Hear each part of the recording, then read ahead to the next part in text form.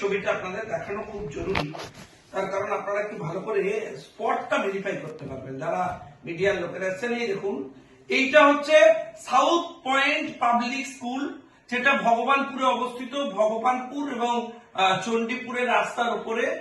এই স্কুলে যখন লগ্নজিতা চক্রবর্তী বিশিষ্ট গায়িকা এই গানটি গাইলেন, একদম নির্দিষ্ট করে এই গানটি গাইলেন, তখন হঠাৎ করে ওখানে ওই স্কুলের মালিক মেহবুব মল্লিক, আমি সরাসরি সকালবেলায় অভিযোগ করছি না, একদম দায়িত্ব নিয়ে বলছি, মেহবুব মল্লিক এবং তার নেতৃত্বে এক গুচ্ছ গুন্ডা বাহিনী তারা উঠে পড়লো মঞ্চের ওপরে।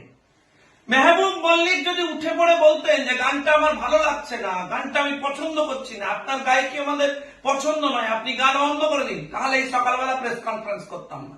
এই প্রেস কনফারেন্স করছি এই জন্য, কারণ এখানকার তৃণমূল নেতা মেহবুব মল্লিক বেসিক্যালি চুলের চোরাচালানকারী। আমি সরাসরি অভিযোগ করছি যে চীনে জেল খেটেছেন 5-7 দিন, তার নেতৃত্বে তিনি আজকে গতকাল রাত্রে মঞ্চে উঠে লগ্নজিতা চক্রবর্তীকে এই গান বন্ধ করতে বলেন কেন, এবং তারপর তাকে মারধর করার চেষ্টা করা হয়, অ্যাসল্ট করবার চেষ্টা করা হয়, তাকে আঘাত করবার চেষ্টা করা হয় কেন? কারণ তিনি মনে করেন যে এই গানটা সাম্প্রদায়িক গান, একটা সেকুলার গান শোনাতে হবে তাকে, এই ধরনের গান গাওয়া যাবে না।